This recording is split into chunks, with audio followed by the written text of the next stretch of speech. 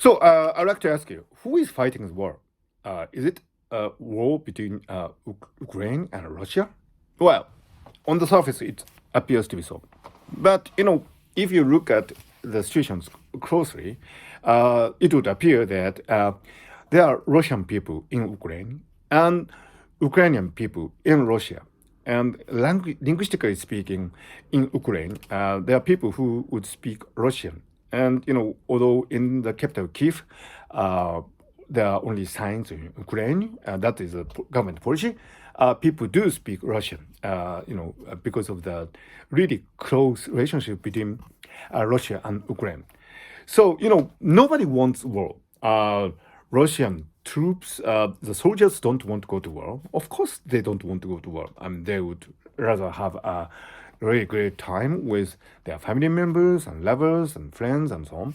The same also, of course, goes to for Ukrainian soldiers. So nobody wants to fight this war. So who wants to fight the war? Maybe Vladimir Putin.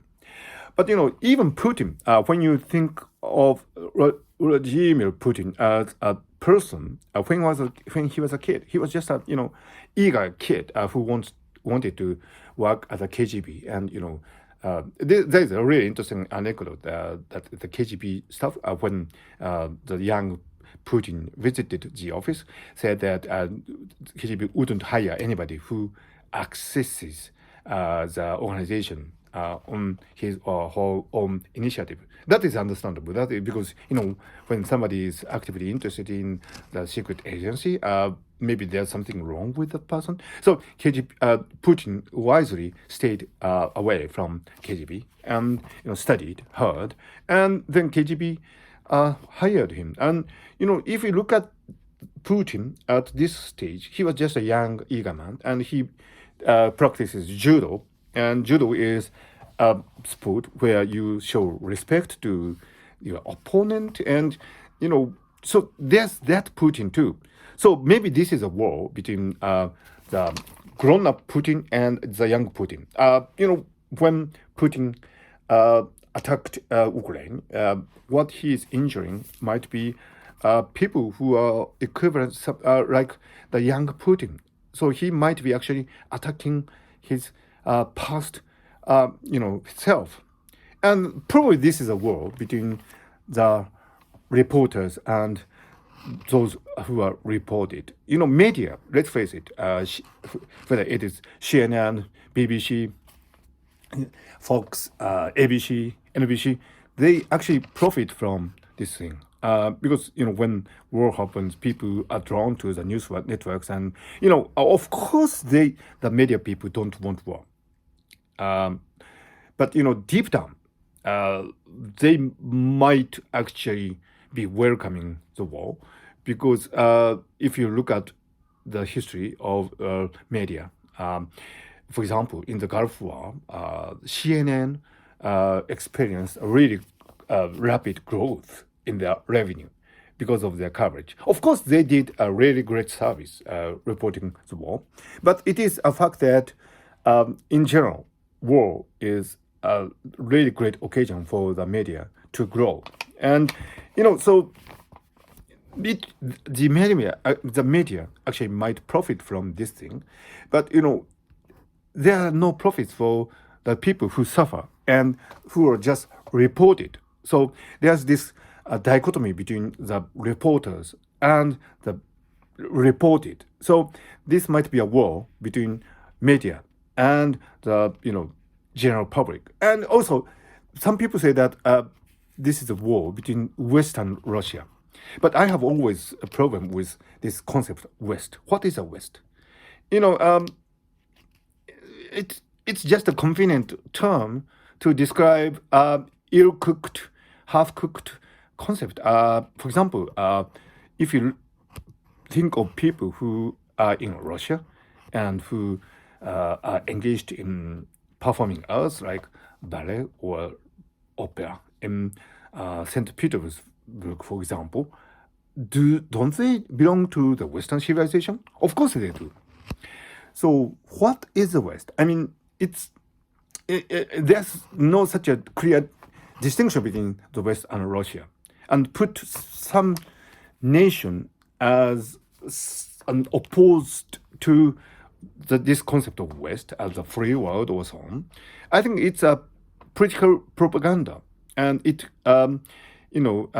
hides many inconvenient truths. I'm not saying that I'm against this idea of freedom and democracy. I'm all for it. I fortunately live in a country where there's democracy and freedom of press. Not in perfect terms, but more or less. And I am happy to be living on this side of the world. Of course, there's this argument, about whether Japan would qualify as a member of the Western world. But technically speaking, maybe it does, and so does Taiwan. And but but to put this war as a confrontation between the West and Russia would do actually a disservice rather than service to the human civilization. So I don't think this is simply a war between Ukraine and Russia, because people in Ukraine and Russia do not want it in general. And if you think that it is Vladimir Putin who is pushing this war, maybe that's true. But if you think that Vladimir Putin is a simple-minded dictator, that is probably far from the truth. Maybe he's prisoner of his own condition. Being the president of the Russian Federation is a really hard job. I understand that, and in order to stay there for such a long time, to hold the power for a prolonged period, maybe he had to learn to act in certain ways, and this is his way of acting up to the requirements of the presidency of Russian Federation. So things are really complicated, and people are hostages of their own context, whether they like it or not. And but at the end of the day, we should really not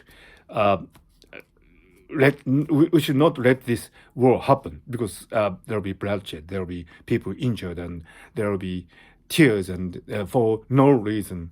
And maybe this concept of nation states, or maybe long overdue to be overhauled. And maybe there's something really fundamentally wrong about this social contract theory, which would justify the existence of nation state. And maybe Thomas Hobbes didn't really have a brilliant idea when he wrote the Leviathan. And all these things come to our mind. And it's not a really simple situation of the West versus Russia, or the free world with authoritarian regimes. And if you think along these really simplistic terms, maybe you can already grasp the foundations of this problem. Mr. Putin, in his address, referred to a certain periods of history where Ukraine was ostensibly part of the Russia Federation, Russia as a nation. But that is probably a phantom from the past. And wars are always started by people who cling to the phantoms of the past. So maybe this war is a war between phantoms of the past and hopes of the future. And let the hopes of the future win over phantoms of the past, because we cannot live on the phantoms. We cannot live on past memories. We should look for hopes in the future. And in order to do that, we really need to clarify many things. And we need to have mindfulness of many different aspects of elements that are involved in this really complex and dynamically evolving situation. And to put it just as a war between the West and Russia, between the free world and authoritarian regimes, would not help. We should see the situation more clearly than that. Thank you.